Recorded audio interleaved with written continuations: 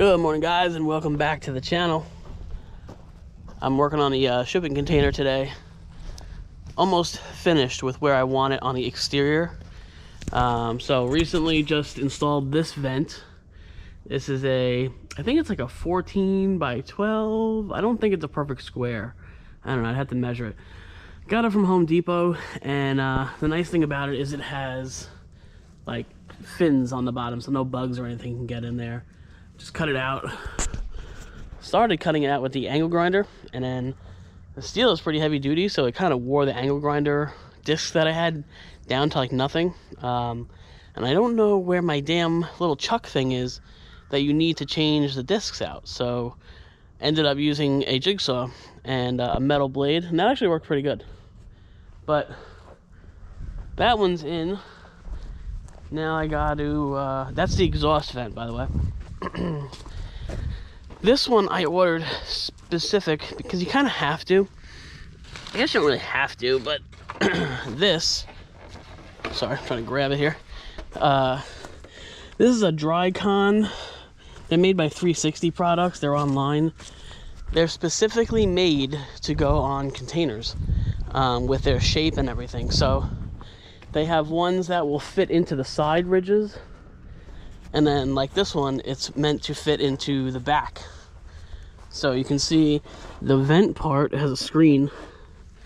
Now this is going to go at the top, so you won't have the gap, but you can see that it'll fit perfectly in there all the way at the top.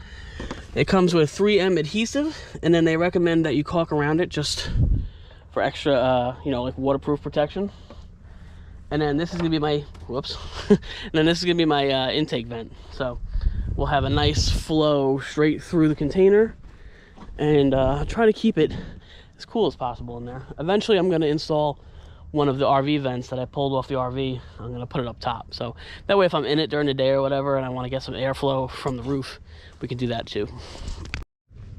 All right, so I figured I'd show you everything you're gonna need in case you guys wanna do this. If you have a container or some kind of building that you want to vent, you can definitely use these. They have all different kinds of applications, but basically we're going to need a jigsaw, measuring tape. I'm going to use a bit to start the holes. I'm going to cut one in all four corners, that way I can use the jigsaw. But if you have an angle grinder, you could just use that for the whole application to cut the side of the wall out. But so I got the angle grinder, the drill. This is a pretty heavy duty drill bit. I'm kind of hoping it goes through the steel. And then this is the vent screen.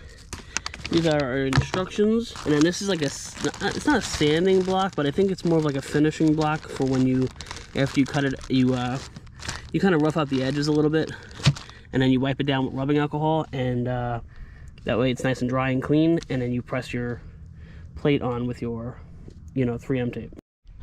All right, true transparency. That's what this channel is all about. So, made a mistake on my first actually three holes. I was thinking that it was going to sit over here in this ridge area.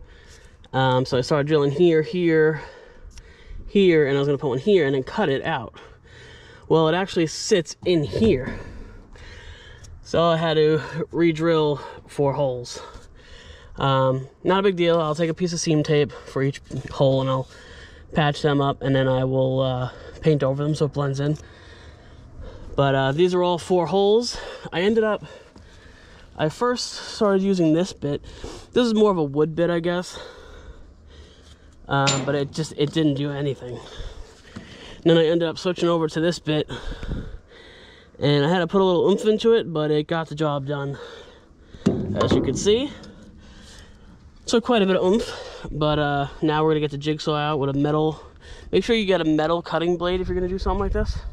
Don't try it with a wood, because it might cut, but you're gonna be sitting there forever. Better off getting like a heavy duty metal blade, and it'll make the job a lot easier and quicker. So we're gonna start cutting this out, and then we'll pop the vent on. All right, so I figured I'd show you these. These are from Ace Hardware. They were kind of pricey because it's a smaller you know, store compared to like Home Depot, or if you were to just go to like Harbor Freight or something. But these come with all different types of jigsaw blades, as you can see. So the bottom 2 are metal, or the bottom 3, and the top 2 are for wood. So I am gonna probably do, You could probably get away with the medium. I think I'm going to do the thick, even though it's not super thick. I'm going to give that a shot. And on the jigsaw, I also took off the bottom plate. I think it's just going to be easier to get around with, and especially because I have to cut like on all these angles and stuff. So we'll see what happens, but I'm going to give it a shot now. All right. The hole is officially cut. Is it perfect? No. But it's definitely going to do the trick. And I don't know. The blades I bought from Ace Hardware just weren't fitting in the jigsaw. I don't know why. They're a different style. I didn't realize there was different fittings, I guess. So I tried using a bit that I had with it, and it was not going. It was going really slow, and it was very difficult around the corners when you're going around, you know, the bumps.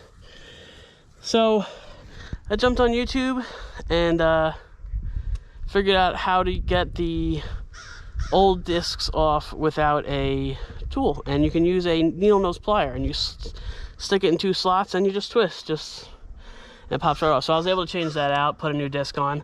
I actually went through, I think, was it 2 or 3 discs, Sam? 2.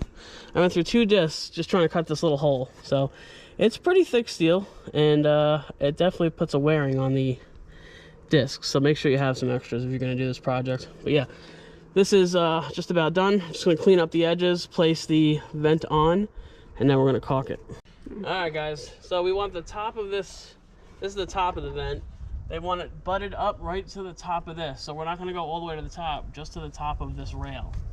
It sucks, I can't zoom in.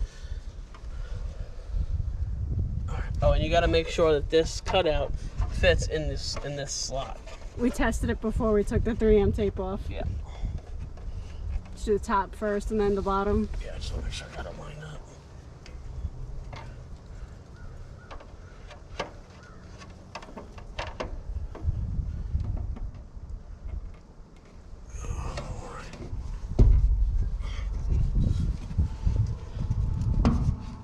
Really nice that they give you 3M tape. You don't have to worry about drilling this in. The only thing they advise you to do now is caulk the seams, not the bottom one, just the top and the sides. That way it definitely keeps water out. So a little update on our meat chickens.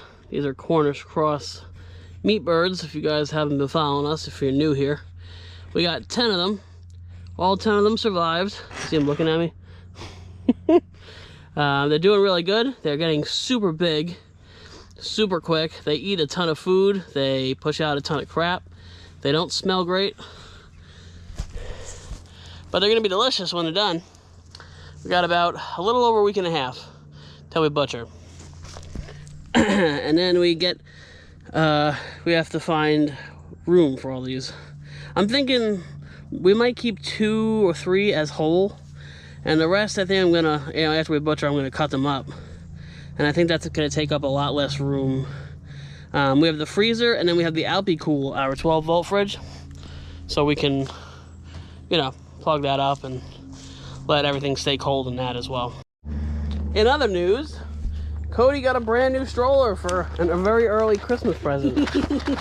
His other one is not doing too good. No. It's kind of falling apart. So what I like about this is that, we'll take him out for a sec. There you go. And this is Velcroed, but I don't have it Velcroed right now. You can take it out, and it's a car seat. Cody will never stay in it, but just in case anybody's interested, there's 2 ways that you could open it if you want, and it breaks down really small. This breaks down too. There's metal stuff in here that breaks down and it collapses. As you can see, Cody really likes it. Yeah, he gets very excited anytime we touch it. Remember guys when he hated strollers? Now look at him. Yep. Also in other news, if you guys are having a fly issue, highly suggest these. We are having fly problems because of these chickens and all their poop. Next year, I think I'm going to push them back further towards the fence line. That way they're just kind of further away from us, and maybe it'll help the flies. I don't know. Plus we got the Ring camera. But you can see all the flies in here. Tons of them, and there's tons of dead ones in there. This stuff reeks. If you're close to it, it stinks. You really. get a whiff of it. It stinks really bad, but it works. Like something died. Pretty much. But it works. It was really bad before. Now we're kind of, there's still a couple lingering around, but we're a lot better than what it was. And they really like this thing too. But when we come back next year, I'm not going to put this up for them. We're going to get more fencing for them, and they'll have more of like an outside run. Yeah, so I think next year I want to do... I'm not going to let them free range because Milo keeps going after them. Yeah. I think next year I'm probably going to do a little bit more. I might do like 15 or 20. So we'll probably do... I'll probably add another canopy. We'll put them together. And then I'm going to have this area kind of like fenced off. That way during the day we can let them out. They can roam around, pick and scratch for bugs. Because right now when I let them out, they come out and then Cody and Milo bother them. They don't go to bite them, but they want to play with them. I think they would eat them if we weren't here. I'm also building out a ghetto storage area. So this wood is from the pallet that the solar panels came on. And I did burn some of it, which I'm regretting now. But I had whatever was left over. I kind of just started nailing it to a tree and building a frame. And eventually I'm going to put some kind of backing. I don't know if I'm just going to do like some kind of heavy duty tarp or something on the back. And then I'm going to put a piece of plywood over the top, or that plastic, you know, roofing that it's like ridged or whatever. And then it'll be a nice area for the generator to sit and whatever else we need, you know, to keep it out of the rain. So definitely needed it. So I still have one set of solar panels. There's two 450 watt solar panels in this box that's just been kind of sitting here. Eventually it's gonna, I think I'm gonna mount them, pretty sure I'm gonna mount them right on top of that storage container, and then I'll run wiring in and we will have power inside, because I got those two shop lights from Harbor Freight when they were on Black Friday sale. So I want to hook those up because it gets dark in there depending on which way the sun is going, and I think that'll definitely help out quite a bit. Also, if I ever want to power some kind of little tools or whatever, it'll be pretty sweet. All right, so we have about a week and a half, maybe a little over a week and a half, till maybe 2 weeks, till we head out on the road. For those of you who don't know, we kind of split. I think it's more than split. I think it's like a 70-30 split.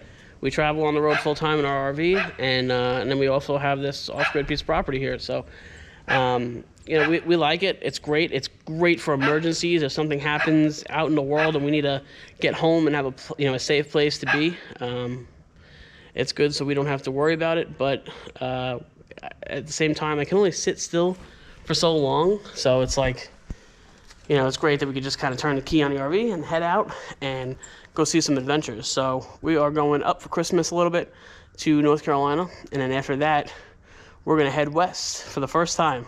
We've been out west before working, but never for pleasure and hanging out, so we're pretty excited to take in all the sights and do all these new things and see different places. You know, you see all these places on the internet, but it's just not the same as seeing it in person, so we're pretty excited about it.